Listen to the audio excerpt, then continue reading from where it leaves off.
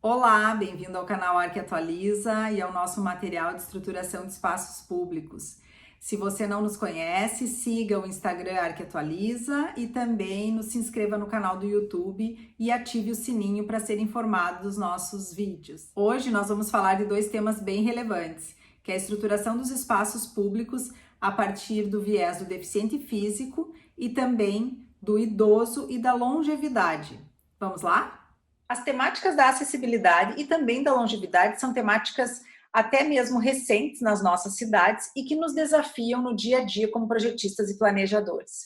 Quando pensamos uma cidade, temos que pensar essa cidade para todos os grupos que vão utilizar o espaço.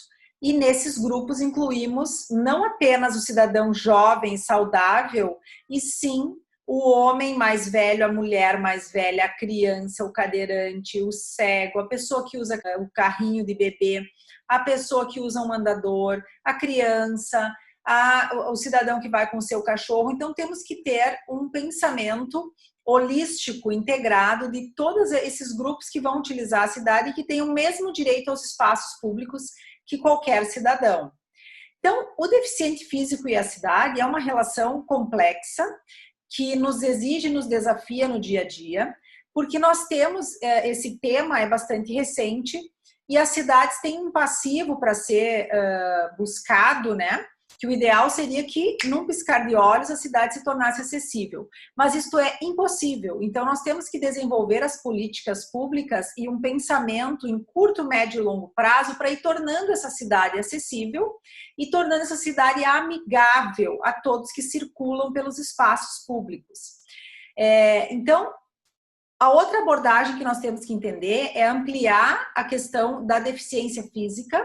Nós não temos apenas o deficiente físico que usa cadeira de rodas, a questão do cego, a questão do surdo-mudo, a questão do daltônico, a questão do autista, que são pessoas que têm algum tipo de deficiência que não conseguem captar os estímulos e os sinais e não conseguem interagir com a cidade da mesma maneira que um cidadão padrão saudável no seu determinado tempo de vida.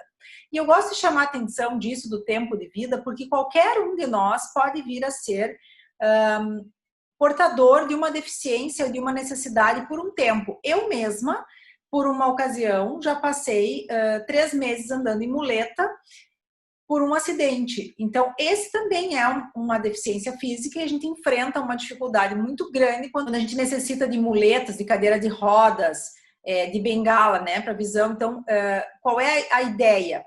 É que as pessoas possam ter independência ao usar os espaços públicos, tanto a cidade quanto os prédios públicos, que esse é um outro tema legal para a gente falar numa outra oportunidade. Então, nós não temos que pensar a cidade em que o cego tem que ser ajudado a fazer os percursos. Ele tem que ter independência. Nós temos que pensar a cidade que nos dê acesso, em que as pessoas possam chegar aos lugares, mesmo tendo qualquer tipo de deficiência. Nós temos que pensar que, além dos lugares estarem estruturados, o transporte público e tudo aquilo que é serviço público tem que estar estruturado para que esse deficiente físico tenha independência, né? Nós temos que pensar na mobilidade. Então, se vamos ter o serviço de metrô, ele tem que ser completamente acessível. Se vamos ter o transporte como ônibus, transporte público, completamente acessível. A pessoa tem que poder se deslocar nesta cidade com a mesma fluidez que qualquer cidadão.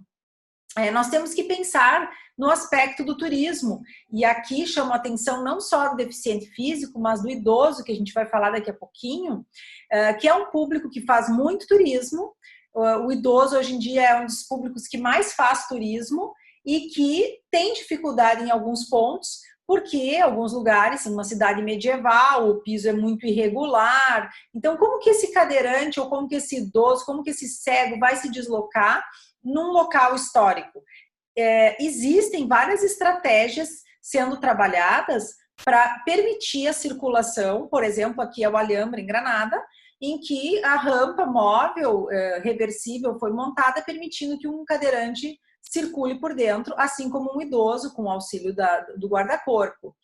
Também em cidades de praia vemos a colocação de cadeiras de roda na areia ou rampas de acesso, pensando em como essas pessoas podem chegar e ter o mesmo acesso e direito a esses espaços naturais. Outro aspecto fundamental é lembrar que muitas vezes a deficiência física ela vem desde a infância e essa criança tem o mesmo direito a brincar nos espaços públicos e a conviver com outras crianças. Então, os brinquedos públicos híbridos são fundamentais. E por que híbrido? Porque a gente não vai colocar obrigatoriamente o cadeirante a brincar com outro cadeirante. O cadeirante tem que poder brincar com uma criança, ele pode ter um irmão que não seja cadeirante e eles têm que poder brincar juntos, né? Mesma coisa nos teatros, nos prédios públicos, quando a gente tem que colocar o lugar da cadeira de rodas, tem que pensar que não é colocar todas as cadeiras de rodas junto e depois os assentos normais. A gente tem que pensar que o cadeirante vai acompanhado da esposa, do marido, da família, dos amigos e não necessariamente de outros cadeirantes. Então, essa chave, esse giro é fundamental para a gente entender que é uma relação intrínseca. A criança autista nos espaços públicos também ter os brinquedos adequados. Cada vez mais nós temos que ampliar a gama de compreensão de como construir os espaços públicos.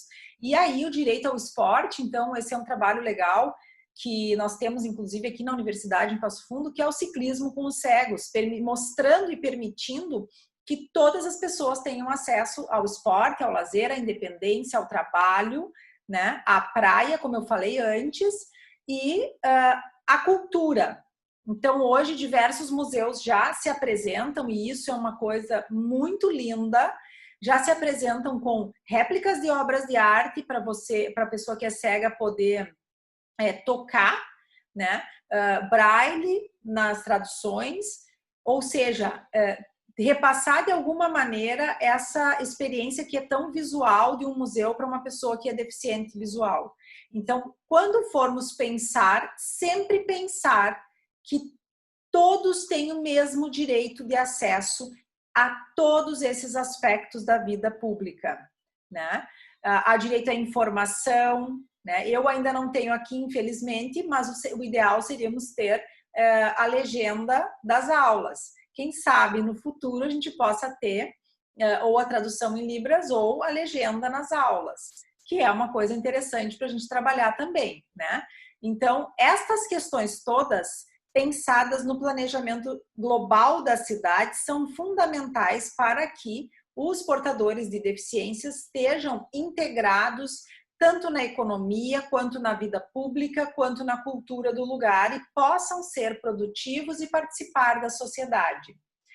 Da mesma maneira, nós temos a questão do idoso. A questão do idoso, ela é fundamental e, no meu ponto de vista, um dos aspectos que nós deveríamos começar a olhar com olhos bem arregalados. Porque se vocês observarem esse slide, até a minha miniatura tapa ali, mas a pirâmide etária está invertendo, nós vamos ter cada vez mais uma maior presença de idosos na nossa sociedade e de idosos ativos, de idosos que têm saúde, que podem usufruir da cidade, dos espaços públicos e que têm direito a isso. Então vejam nesse gráfico como a América Latina em 2050 vai ter um predomínio de idosos, né? Nós sempre quando estudamos, falamos que a Europa é um continente idoso, o Japão um país idoso, mas nós todos estamos caminhando para esta realidade. E as nossas cidades, elas não são amigáveis aos idosos, na forma como elas estão hoje se apresentando. E nós já vamos ver por quê. Eu trago aqui para exemplificar o trabalho do Instituto Mongeral, em que eles têm este índice de desenvolvimento da longevidade, onde são catalogados a vários aspectos relevantes para considerar se uma cidade é amiga do idoso ou não. E nós temos tanto a questão da saúde, do acesso à saúde, que é fundamental para a longevidade, quanto os aspectos da cidade em si, da estrutura física da cidade. E mais que isso ainda, eu quero chamar a atenção para os programas desenvolvidos nas cidades inserindo os idosos, programas públicos ou programas que permitam o idoso a sair de casa e usufruir da vida pública, eles são fundamentais. porque o idoso ele tende a ficar muito isolado em casa pelas próprias dificuldades, como você pode ver aqui, da senhora descendo a escada com uma bengala, aí já tem uma visão reduzida. Então, ele não é um deficiente físico, mas ele tem que ser visto como uma pessoa que tem algumas reduções nas suas capacidades de mobilidade, por exemplo. Então, ele ergue menos o pé, tende a tropeçar mais, ele tem a visão mais reduzida, porque pode ter catarata ou algum problema de olho. Muitas vezes o idoso vai usar um andador, vai usar uma bengala. Então, como que esta cidade fisicamente estará estruturada para ele? Se nós pensarmos na questão da acessibilidade que a gente estava falando no início dessa aula, nós já vamos ver que o idoso, na parte de estrutura física, ele vai ser beneficiado.